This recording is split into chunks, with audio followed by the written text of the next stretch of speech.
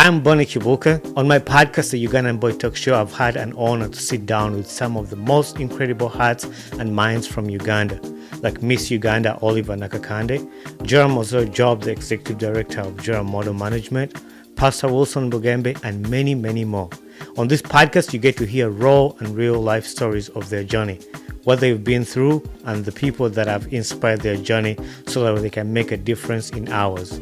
Listen to the Ugandan Boy Talk Show on Apple Podcasts, Spotify, YouTube, and wherever you get your podcasts. Join the journey soon.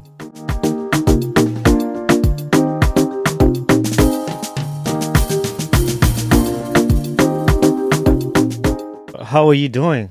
I am good. I am good. It is a pretty weird season, though. It's between at least where I stay, it's between the hot and the cold. Yeah. Which is nice. It feels good. But then if you have kids, it's like, I want to keep you outside, but it's also not warm enough to be outside. But I'm good. Good? You told me you're in Uganda. How is Uganda so far? It is good. I honestly love it here, but I miss the convenience of being in America. Yeah. Instant Amazon, instant everything. Exactly. But I love it here, Today's episode is sponsored by Dance of Gamers.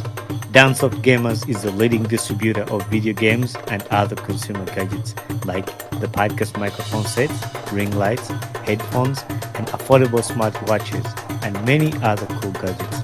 For these and more, visit their website at www.danceofgamers.co. That is www.danceofgamers.co. The one video you did that I connected with was prayer. And you were talking about Christians who say they're busy to even have a prayer, and you're just walking through that. And I'm a pretty busy person. I have a full-time job, like an airplane mechanic, and then have a child. When I'm home, I'm busy. I'm doing that. So you find I do a podcast.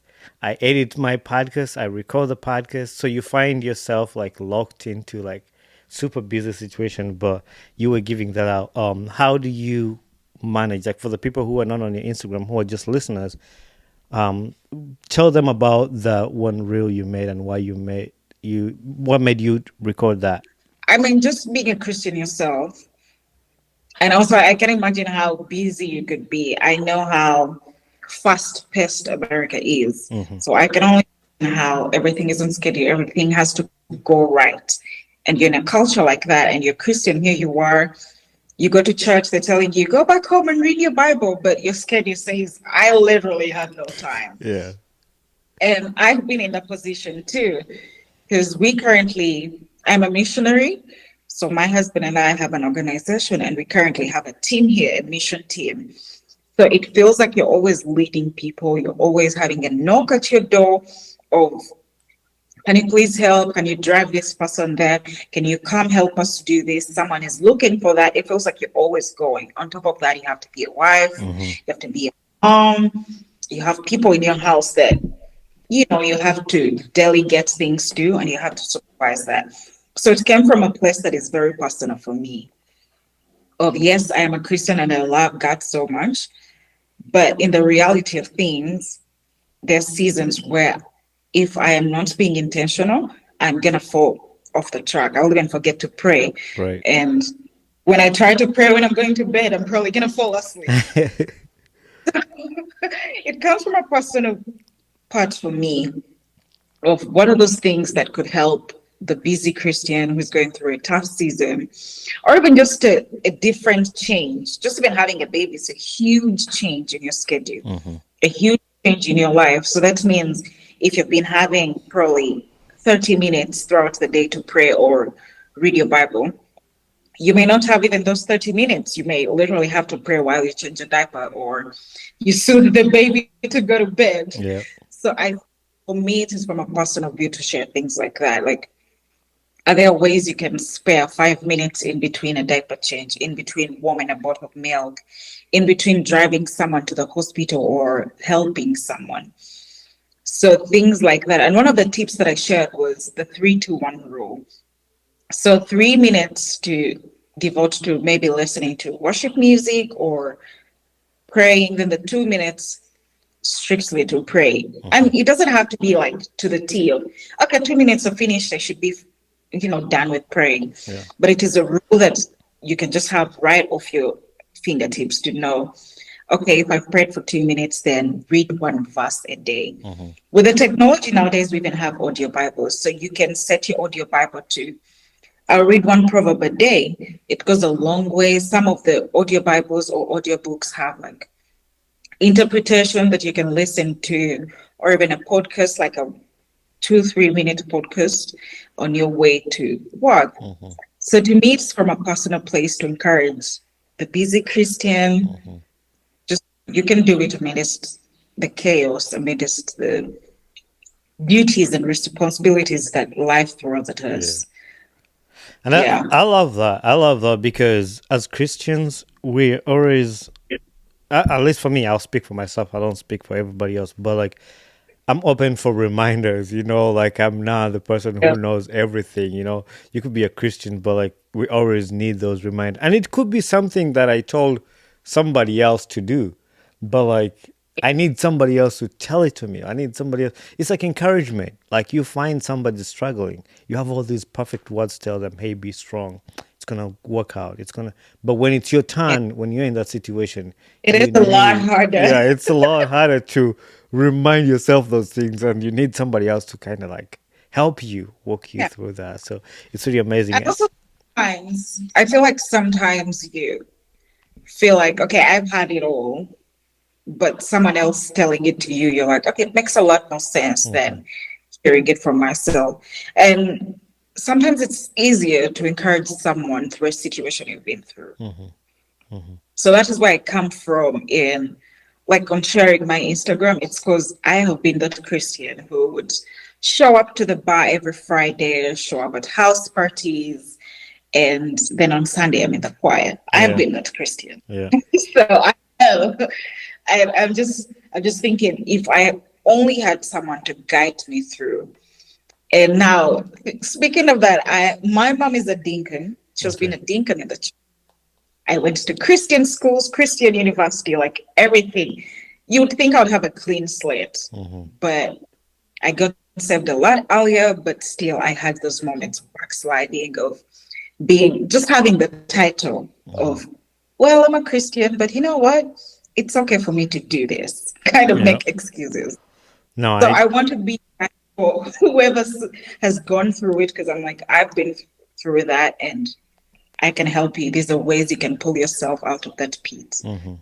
No, I can connect with Yeah. that. My dad is a pastor, and my mom was like my Sunday school teacher all the time. And I grew up in church. But I've also had my share of mistakes, share of struggling, and Yeah. it's been a journey of learning and journey of growing and getting better. And I definitely connect with you about things we struggle with as people, and being the person to share of what you've gone through with other people. You touched about ministry and you're missionary and you're now serving in Uganda.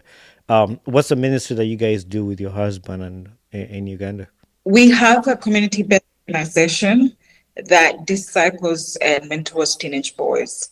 So when most of the people that we serve are, I would say, average wise, below the minimum wage, kind of, for easy understanding, below minimum wage, or they earn less than $1 or at least $3 a week. And these are people that have a lot of kids. And most of our friends had organizations helping women, helping girls. So my husband had this vision of helping teenage boys. So they come to the ministry. It's more like a Christian safe space of life is hard at home, but you can have this space, come learn, grow. And we also have like a resource center. So we teach tailoring. We are we want to start up a library so people can learn how to read, write, and all those things. Then we also have like a salon where you learn how to braid or cut men's hair, like a barber shop, and also a craft area of tailoring, design. So it's more like a safe space, but also skills training. If you're not able to go through college, Yeah. it's 10,000 and it's not. mandatory to bring Hmm. it. But if you can't, you pay 10,000 for like 5 months. So Yeah. that 10,000 5 months. And you get a skill, you get a meal every day. And we also have like midweek fellowships where you also get a snack. So it's just like a daily safe space for any teenager or any single mom. Hmm. I love that. And like saying, my dad being a pastor, like I grew up around the kind of stuff, like people serving and doing that. But Yeah. when I've grown now, it looks different to me. It looks like this is a great opportunity because after seeing some of my friends, what they turned out to be, like some of my childhood friends I grew up with, some of them have died, some of them are in jail. But like seeing such a thing that it kind of restores their life and their dream. And like you mentioned, it, even if they're not able to go to college, that's a great opportunity for them to learn a skill, and it will help them. There's a lot of people who have survived. I shared a thing on my podcast the other day, that a message to my fellow Ugandans, that success is not only becoming an engineer, a doctor. There's a lot of Yes. successful people who have done different careers, like DJs, dancers, like you could earn through other careers. But growing up, they told us like you're not successful if you're not a doctor, if you're not an engineer. Yeah, But I like, agree. like if you don't have those degrees, but here you share, like Yeah. people have made good money cutting hair. And I give an example of America. Like you could learn cutting hair in Uganda. You never know where God is gonna take you. The next Yeah. day you are in America. You know how much people like a haircut that you get here, like $30. Right. Like you women Right. braiding their hair. In LA, I tried to braid my hair once, and by then it wasn't like natural. It was like treated and with all the chemicals. I couldn't find someone to do that because it's African hair in a white dominated community. And I asked, "Oh, how much can I braid my hair?" And they're like $100 per hour. Yeah. I'm like, what? Oh wow. When I convert that to Uganda shillings, I'm like, no, I Yeah. am fine. So a skill goes a long way. I Yeah, do it agree. really does. It's the same when I first came to America. I'm like, and they weren't even charging a lot when I first came here. They were like charging either $10 or $20 to cut my hair, and I converted it to Uganda money. I'm like, I've never this. You could cut a whole village with this amount of money, I, but I know. yeah, So, when you talk about skill, it's a good thing. It's good to have a skill. When you have an opportunity to learn something, it will help you a long ways, and you never know what's gonna happen with that. But that's the first half of the podcast. I wanted to touch about God and what you guys do, but also not forgetting the one picture I talked about in the introduction that I connected with you, that you shared, yeah, was modernization has happened, but there's some places that have not been touched. And you shared the picture of that young girl, and things like that touch my heart because I know I've lived it. And being in America, I connect with it when I see it on Instagram. That's why it stood out to me to share it, because I know for sure there's like some of us have been blessed to see different things, but there is people in Uganda that are still struggling, people that have not been yeah. touched. And as Christians, we have a job to do to help. And they might not even have had the message, the word of God. So there's a lot of need that needs to be done. I find it as a blessing for even myself to have experienced both sides of the coin. Of I've been to the lowest of lowest. I was raised by a single mom, and most of her sacrifices were through her skills. Like we're talking about skills.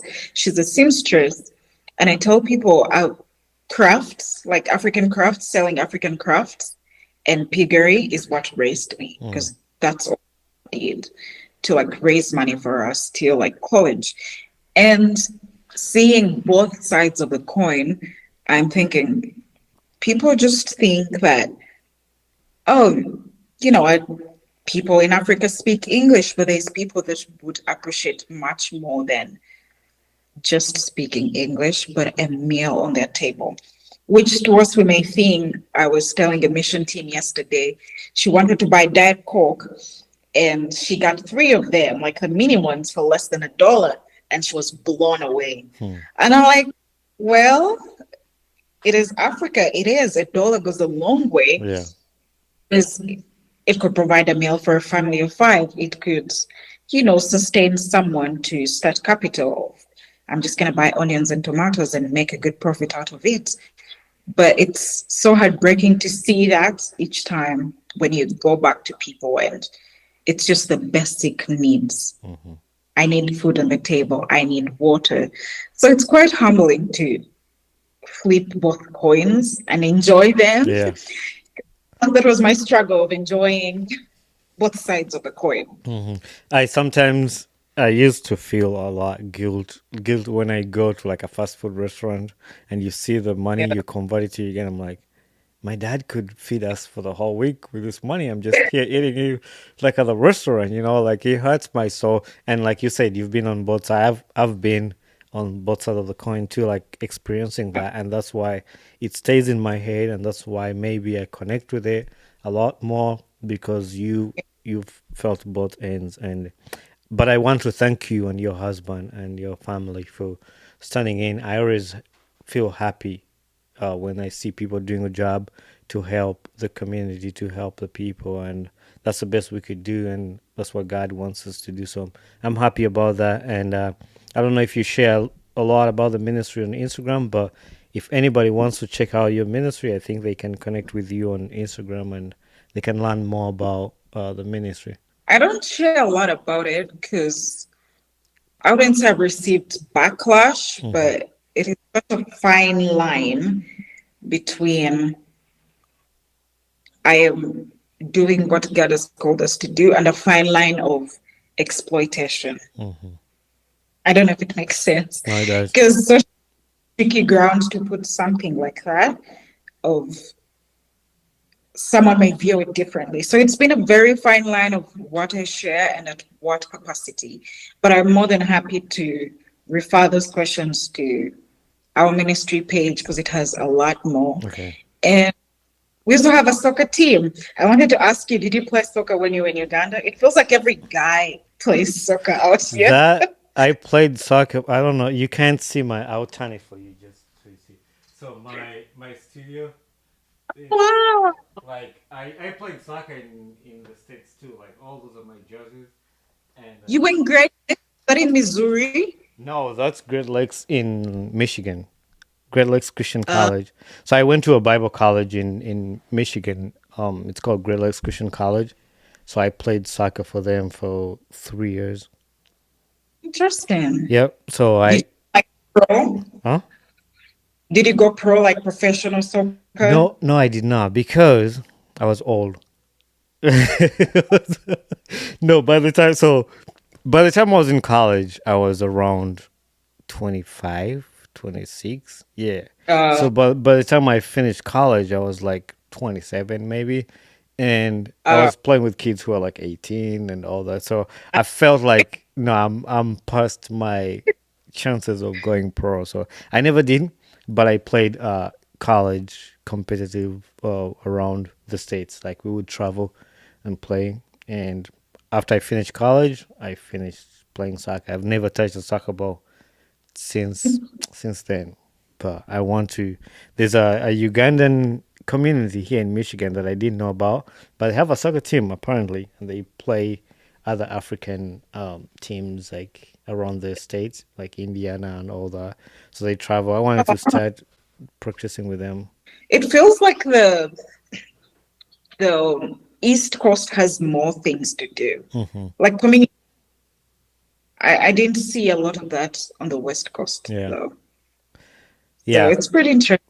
It's funny because I lived here since 2015 and I didn't know any Uganda community. Like it Uh, was a long time, and one of it's how it happened. Like there was an Instagram reels that a a guy married an American, and they were showing it like cooking Ugandan food.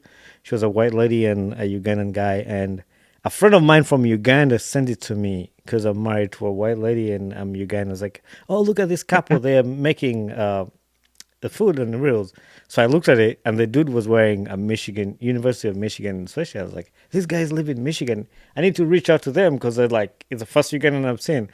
And connecting with that guy, I don't know why. Like God put in my heart, like I think this is a guy you can connect with, and I connected with him. I messaged his wife because it was the wife's account.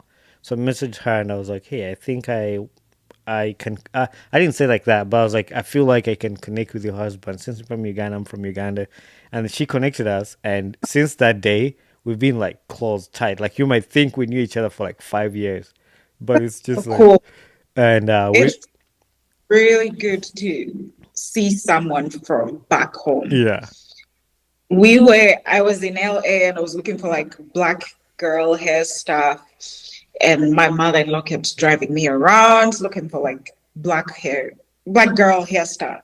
And we all had no idea because I didn't know any black person around. hmm And we find this store, and there was a lady, she was with her daughter.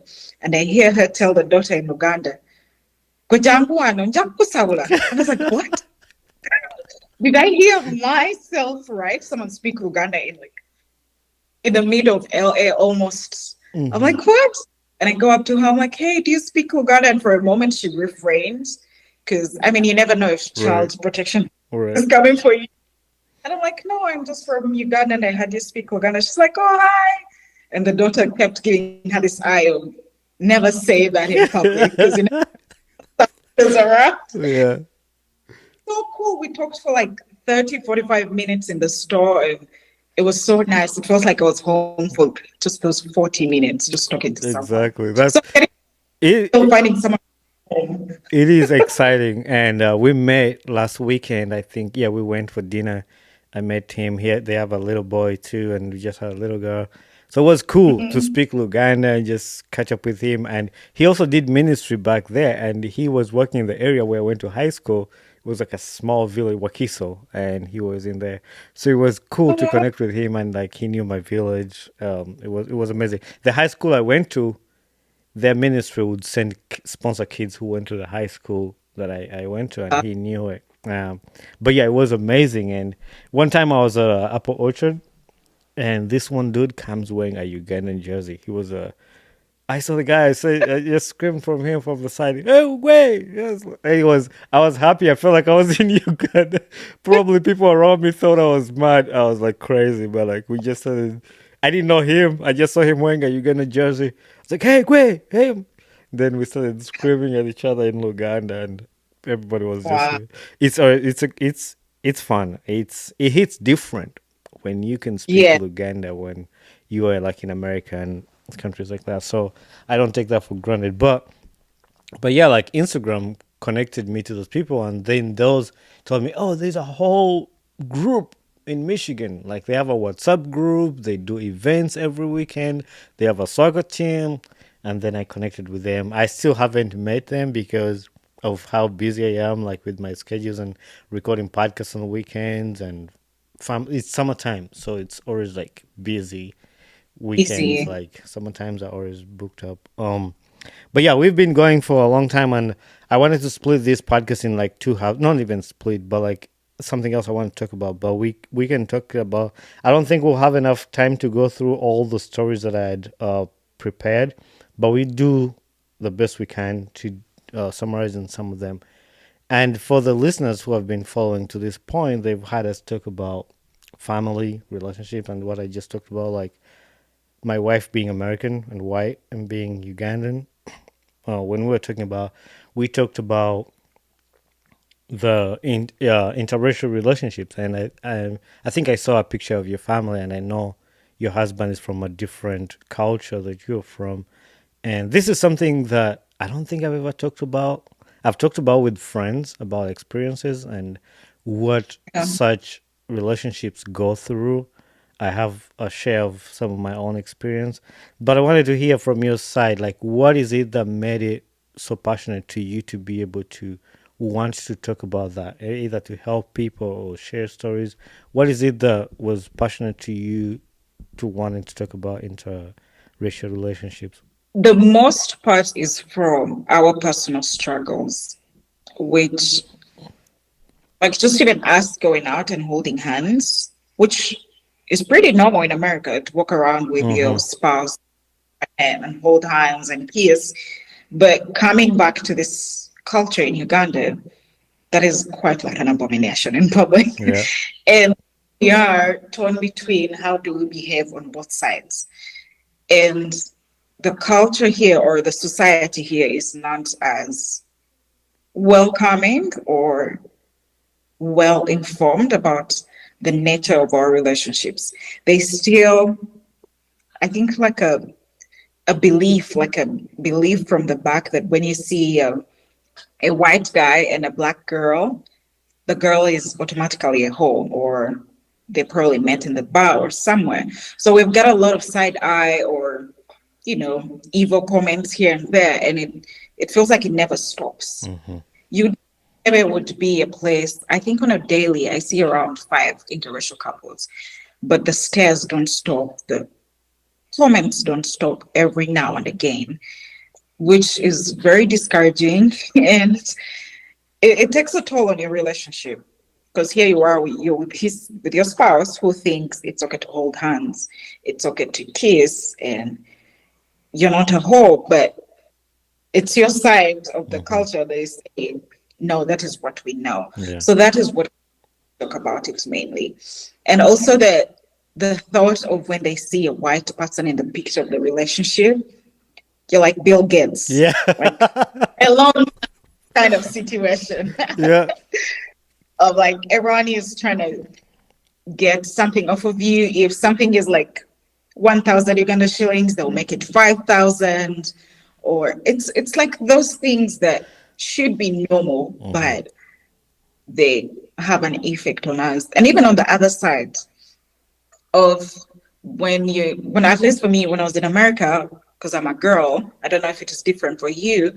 And here I am with a white guy, and they're thinking, oh, she's probably with him for money. Mm-hmm.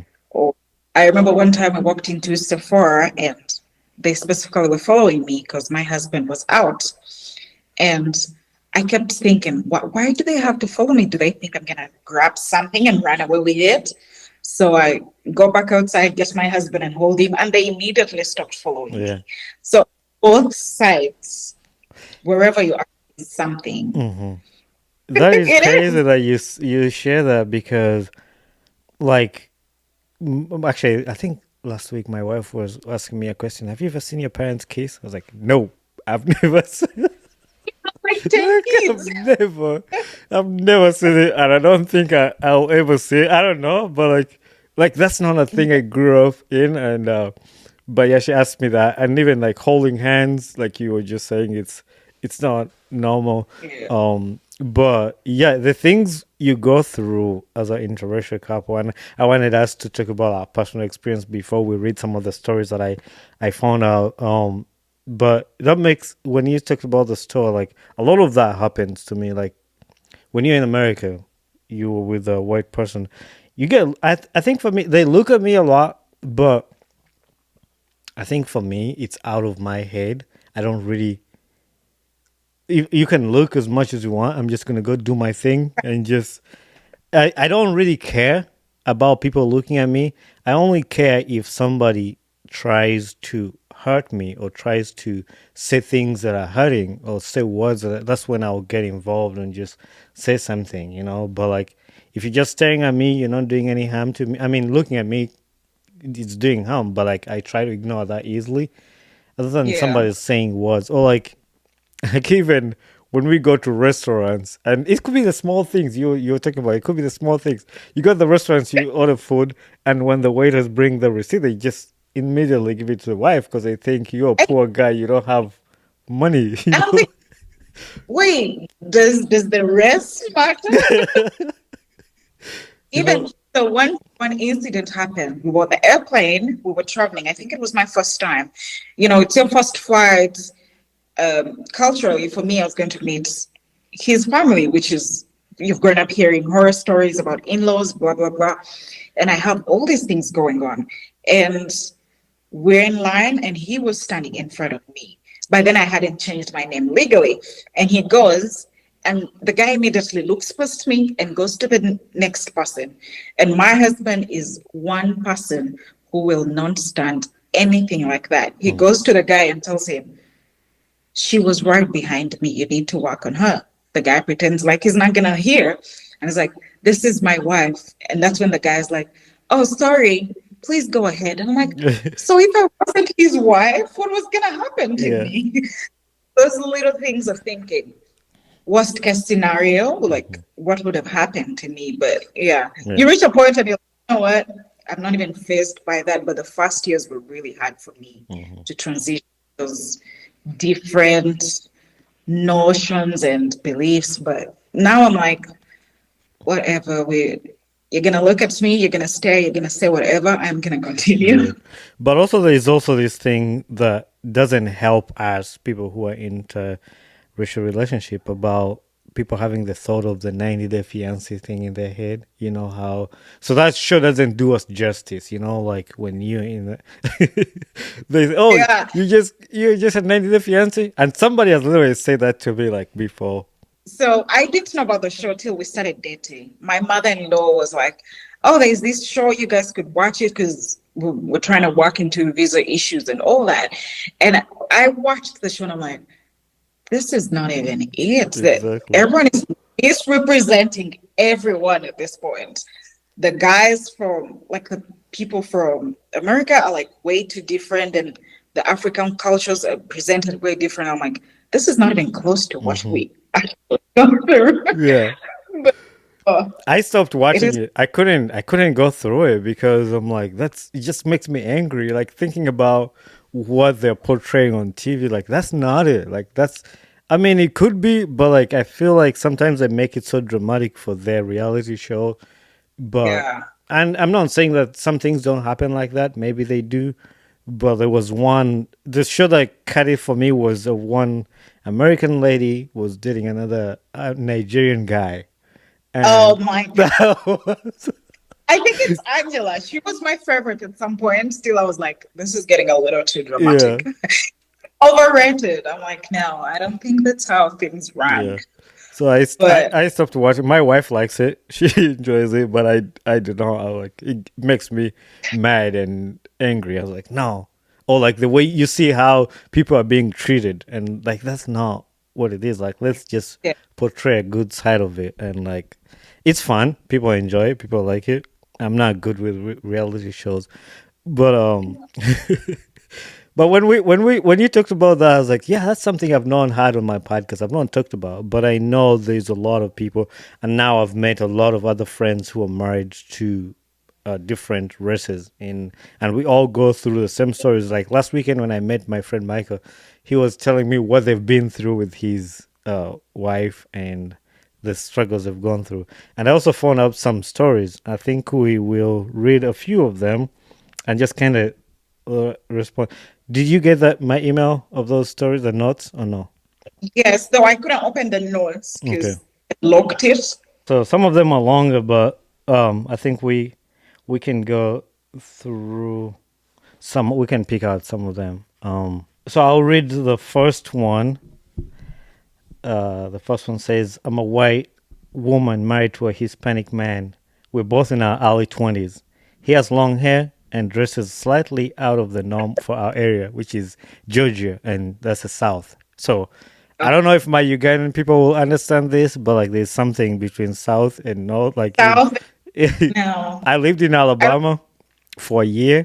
I'm sorry for my Alabama friends. The people I met in Alabama are nice, but outside that, it was not a good place for me. Alabama was tough. I have I have heard. Even some southern people, like if you meet like a team here, because there's like interracial communities or missionary and expert communities around here. But when you meet someone from the south, you can tell. I mean, their Hmm. accent is different. So once you hear that, you'll see just the way they treat you Yeah. is typical, kind Hmm. of. Some of them, some of Yeah, them. some I of have, them. I have a friend I work with, my workmate. He's from Georgia, actually, and he's the nicest person. He even told me, Bonnie, if I ever hear anybody talking some racist stuff to you, just call me. I'm gonna. But he's a nice guy. I like him.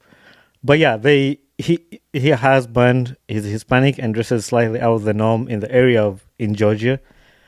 We get looks a lot, which I didn't even notice until he pointed it out to me. I've seen a yep. ton of older white women clutches their purses walking by him while we're at the store. But walking past young men, they don't do the same. I've also gotten that your kids are going to be cute. The line so many times. I've got that too. A lot of people have said that. And it's just and when I ask why they think that, they say it's because they're going to have his skin and my eyes, as if the only ideal way to turn them out, the only ideal way for them to turn out. I think the biggest thing though has been our families. Most of my family is very accepting, but my grandmother says things Oh like, yeah. "Oh well, his name does not sound Mexican. He's Dominican and Puerto Rican." And she questioned me about whether he was legal and whether she met him for the first time. Like, you know how they perceive people like they're illegal? Even us, Yeah.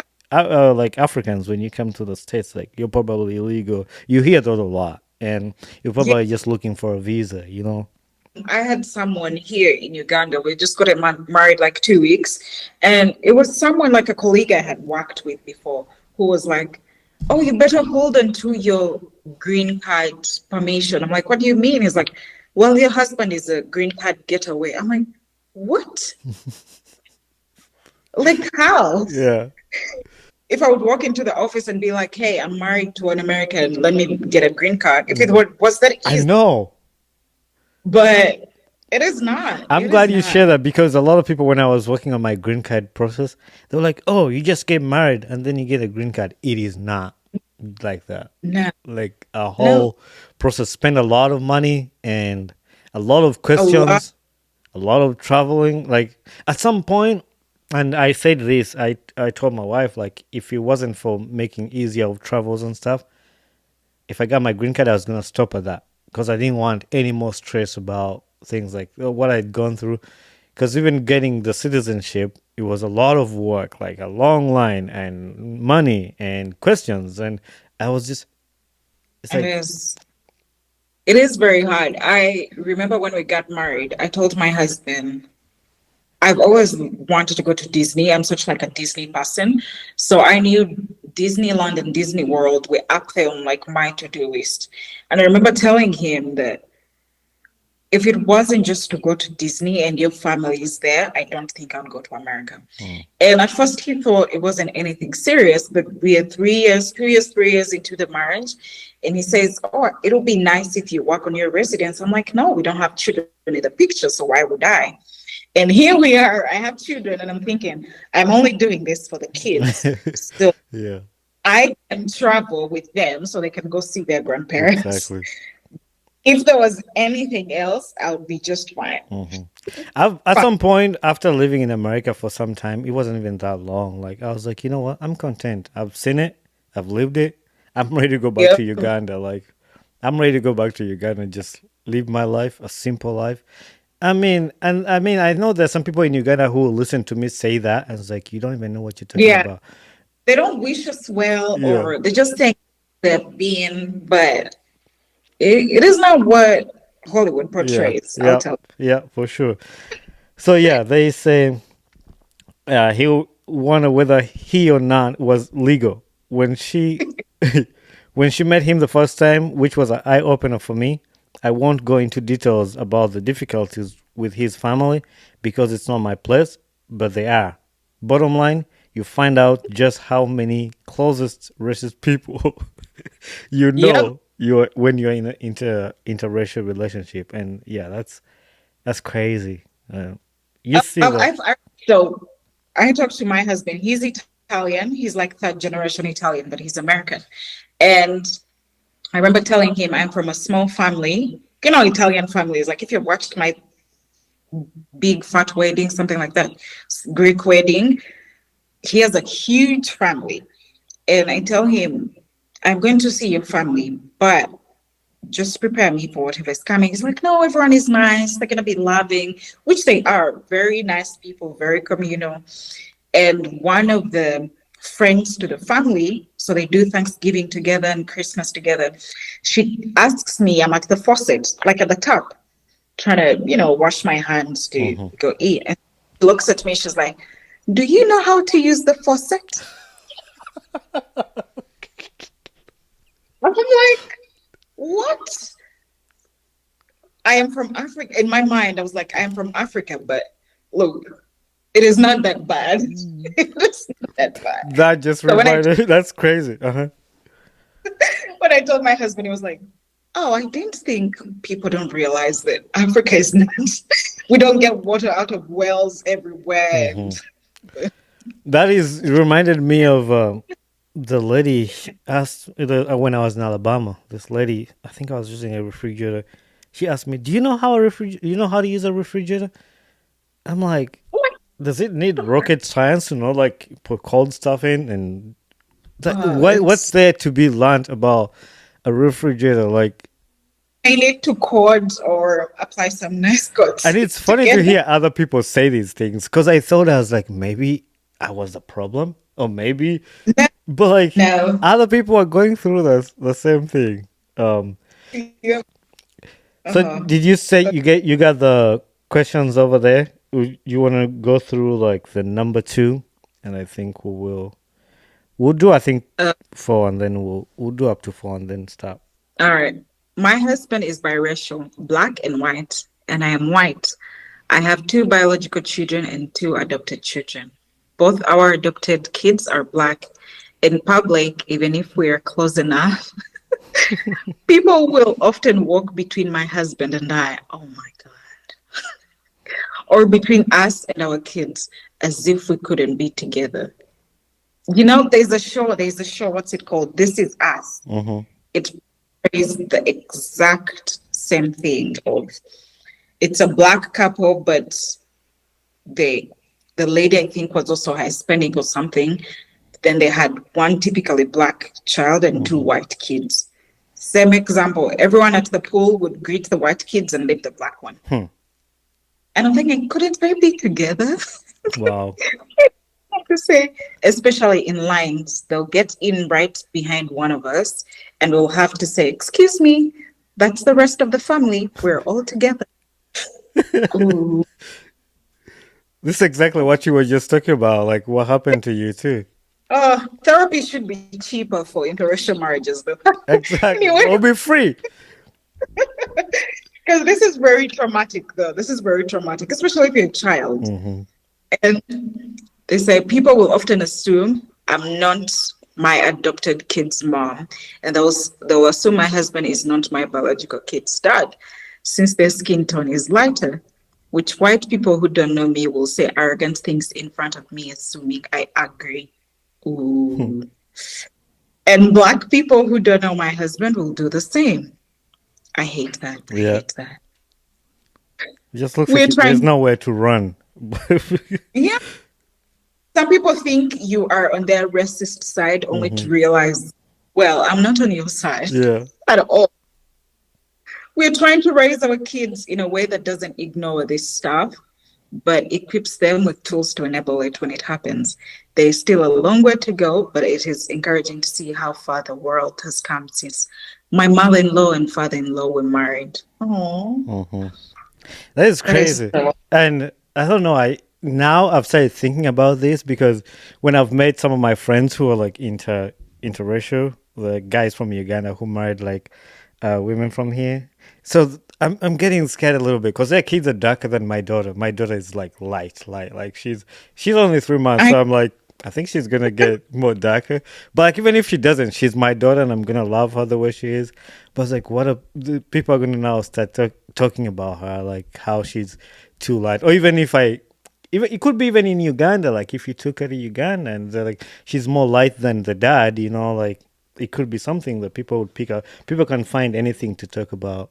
so the other thing you're gonna realize, especially when you travel with your daughter back here, is I feel like they're never included anywhere. So here they're called Muzungu, which is white person, Hmm. because they're skin tone. And then they go to America where they call them black people Hmm. because they're not white. So I've realized some of our friends' children who are like teenagers, they've realized that they feel like they don't belong on both sides Yeah. because society is pushing them. When you're in the States, they're pushing you back to Africa. When you're in Africa, they're pushing you to the Hmm. white side. So it's one of those things that is so annoying. Yeah. My friend, she has two daughters. They're very, very light skinned and they have blue eyes. Hmm. Yeah. Nothing like the mom. Wow. Typically like that. And she goes to pick the husband from the airport. She's with her two daughters, and the lady comes by to her in the parking lot. And she tells her, "Where's the mom? You're making the kids feel cold." It was like one of those gloomy days. And one thing I've realized with interracial kids, they're more warm blooded. They don't Mm-hmm. like to be covered. And she's like, "I'm the mom." She's like, "No, you're not." And I'm like, "So what means do you have?" Because she came first, like all these women were passing me, side eyeing me, thinking I'm not a mom because my kids were just in like, short sleeved clothes. According to a typical Ugandan, it was Mm-hmm. cold, but Mm-hmm. so it feels like those things, it's hard to navigate. It's hard to navigate, I've got honestly. that a lot so far. Like when I share pictures of my daughter, and no offense, like my mom too had said that. Like she has told me, Bonnie, the baby's cold. Like cover the baby. Like the one night when my daughter went to NICU when she was born, and because she had some problem like breathing and stuff. So they said she Yeah. had some fluids in her lungs that they wanted to clear out. She's doing good now. She was just there for like 3 days. They just wanted to make sure it wasn't like a bad thing, or but they just wanted to be Yeah. sure. And I sent her the pictures of her in the NICU, and in the NICU they have those heaters. Like they put the baby there without clothes, but they get the right temperature because they have sensors on Yeah. their body to make sure they give them the perfect temperature. But like because I didn't explain all that, like she has this and this is going on, But I just sent a picture. She was like, Bonnie, tell the doctors to cover the baby. She's gonna like even our home, like in our homes we have like heaters and AC, so you regulate your yeah. house to the room temperature. Like if it's cold, make it warmer. If it's hot, Yeah. make it cooler. But like because they don't see the behind of that, they just see the kid with no clothes. Like, hey, cover the Yep. kids, and yeah, a lot of Ugandans have say that. Even with a car I've got, seat. I've got that even on Instagram. My oldest, she is very, very warm blooded. Even when it's raining, you will rarely hear her tell you, "Mommy, I'm cold." She's always just like in a short, no shirts, and running around on a rainy day. Hmm. And like maybe I've tried to like post a picture. They're like, "Does your daughter ever dress up?" I'm like, "Because she's in Africa. When she's in Africa, she'll dress up." Yeah. But it is hard. She can't contain it, and I'm not about to force her. Hmm. So it's one of those things. I battled with my mom even with that one. Yeah, I did a lot with the cassette. They were like, Bonnie, the baby's not old enough to sit in a cassette. I'm like, Mom, it's a law in America. Like you can't put a child in the car without a cassette. In the States, you can't leave the hospital without a car seat. Exactly. So That's what I told her. All right, I'll do the number three. We do number four, and then we wrap up. We won't be able to go through all these because I know there's a lot of people who can't sit and watch a YouTube video for over an hour. So, I know. so I try to, but I love conversation. I would, if an interest. The podcast I listen to, they're like an hour plus. I mean, it might take me like 2 days to go through it because of how busy you are, but I usually Yeah. do it. But this one, number three, says, My boyfriend is Chinese. I'm white. We have mostly found that people love to stare, usually older people. That's true. Oh, The old white ladies. I mean, the guys, the men too. They have commented on us being together, especially post COVID, with the main comment asking me if I'm scared I'll get COVID from him. I could God. imagine what they went through No, that's during COVID. not racist. That sounds very political, Yeah, though. yeah, It sounds very that political. is true. It sucks because I love him and wish list. He's strong and has such a beautiful mind. I'm always aware that this stuff has got to hurt. I'm I fortunate know. enough to be privy to his beautiful soul and how he's made me see the world in such a beautiful way. But his experience, especially post COVID, have really shone a light on racism and microaggressions people have towards others. I feel like Yeah. people will come up with anything. Like they'll come up with anything. Like if it's not COVID, it's the way you walk, the way. They're either going to say you have some kind of scabies because you're from Africa, Exactly. or they won't let you touch their babies because you came from Africa. And I'm thinking, I'm vaccinated. But it's one of those things, like, you Yeah. just like, let it be. Hmm. But also, I don't think people see the beautiful side of our spouses, because I have been loved so much by my husband's family. Hmm. I grew up with a single mom, but they're very transparent, very open, and very loving. You can feel that, you can see that through everything.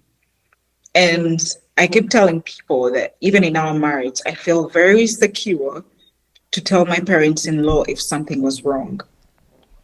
Yes, I know it is their son, but the relationship is just that pure and whole of, Hmm. if anything ever happens, I have access to the parents. Yes, it's their son, but there's still that covering of love, which is very, very amazing. And I tell people that a couple of times, it happened a couple of times when we were in the States, we would play family games over dinner and they would make like an American joke. And I would be there, everyone is laughing and I'm not laughing. And they'll be like, oh, we're sorry. We kind of forget. I'm like, it's okay. As long as I was included. I am good.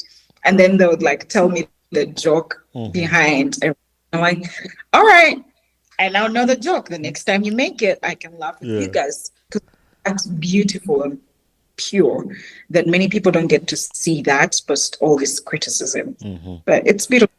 It is very beautiful. Yeah, I had a hard time of like jokes and line, and most of them do like movie lines. When I watch them, I grew up watching like translated movies. So you say a movie line, I didn't hear it because VJ Junior was talking over the movie already. So they will laugh and they're Yeah. like, "Oh, you watched this movie? Yes, I did." It's like, you don't know this line? No, I watched. I No, exactly. And Yeah. you're like, I don't know it like you do, but I watched it. I just Hmm. didn't pay attention. Yeah. And but speaking of that, like even when we go to Uganda, we'll speak Luganda on the table, and I make sure when we laugh, I explain to her what just happened. Like, hey, Yeah. this will happen, and so she doesn't feel out of place. And I feel sorry for her when we're laughing and she's not. It's When like a cousin was smooth in Uganda and yeah. she's over there, like my husband does that when you go to my mom's house and we're in the conversation, like deep laughing, making all these sounds. And he's over there and I'm like, oh babe, I'm sorry. This is what we're talking about. Hmm. Yeah. But All right. um Let's do number 4, and then we will stop there. I'm sorry for the people who didn't get to hear the last two, but because of time, maybe some other time we'll continue from there. yeah. So it says, I'm white and my boyfriend is black. We live in New York City. Oh, that's already not a good start. There's steps that you just mentioned, and oh, Yeah. I don't want to be. And here, it's really not much of an issue. We took a road trip from Florida back up to the city a few months ago and stopped at several gas stations in rural southern towns. Oh boy. On the way, So. there was an understanding between the two of us that we shouldn't walk in the station together. Oh, wow. To minimize any risk of ugly language or violence. We have come a long way, but there are still huge swaths of this country where it doesn't feel safe for us. As much as I want to fight for change in places like that, I'm also not willing to risk our safety to do so. Mhm. I mean, Hi. I know everything of that, and it's very painful.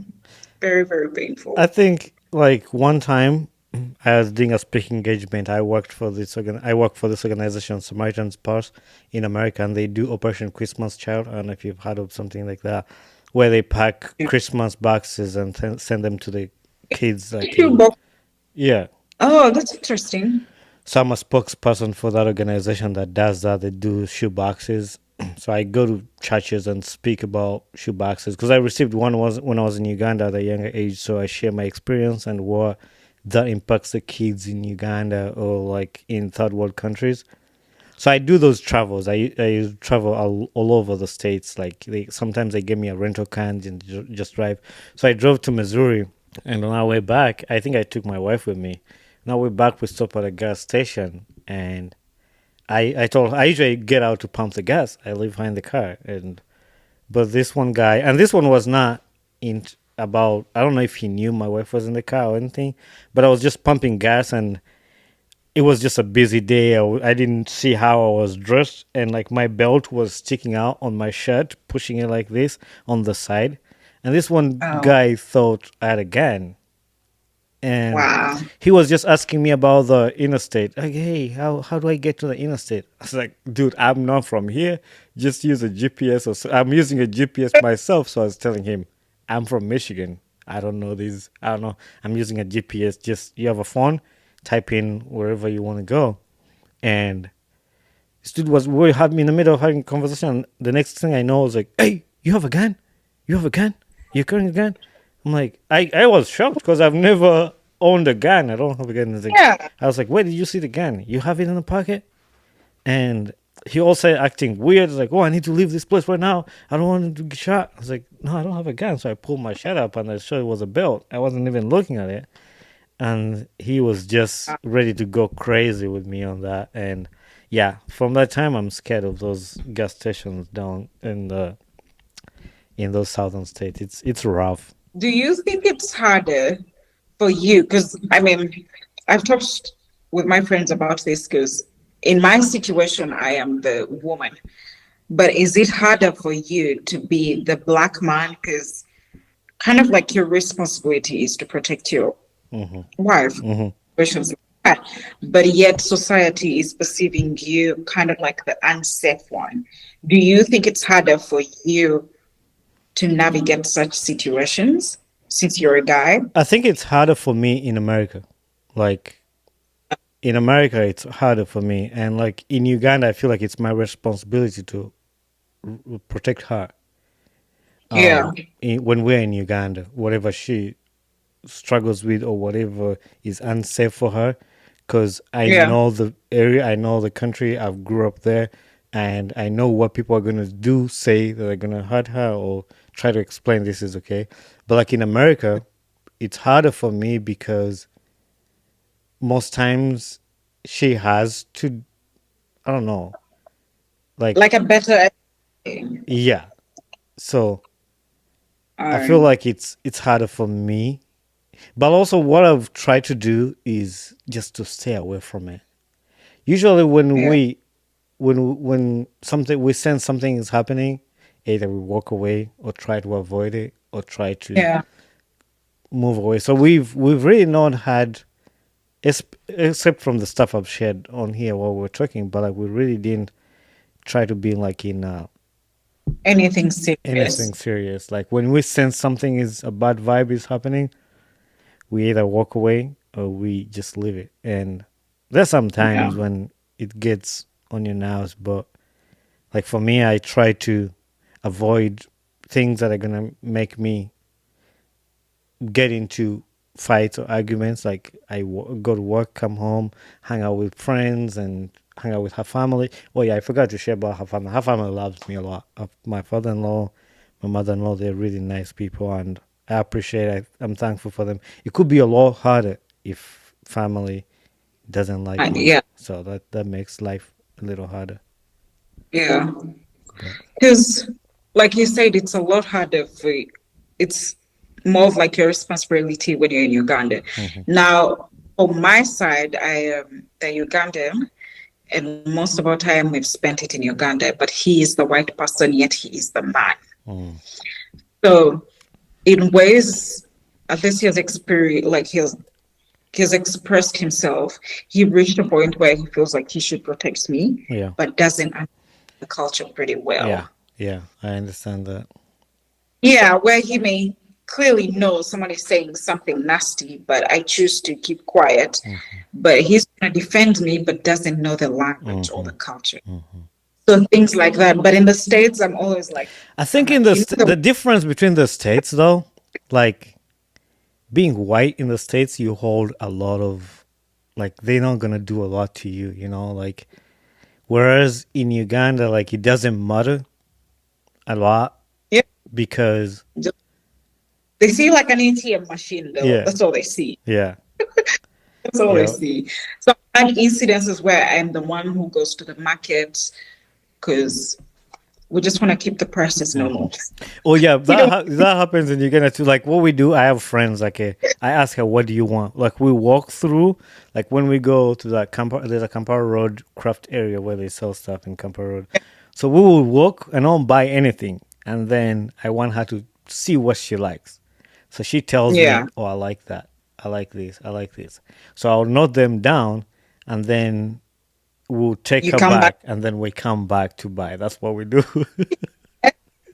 That's how we do it. Yeah. I'm just like, I'll walk right behind you or you walk in front of me. Whatever you like, just give me a signal. Yeah. I'll buy But it. But no, Imelda, pretty. I'm really thankful that you're able to do this with me. I love conversations that you may notice, and I love to talk. I hope listeners enjoy conversations like I do. I love these things, and I could talk Yeah. throughout the whole day, but I know people are busy, people can see through.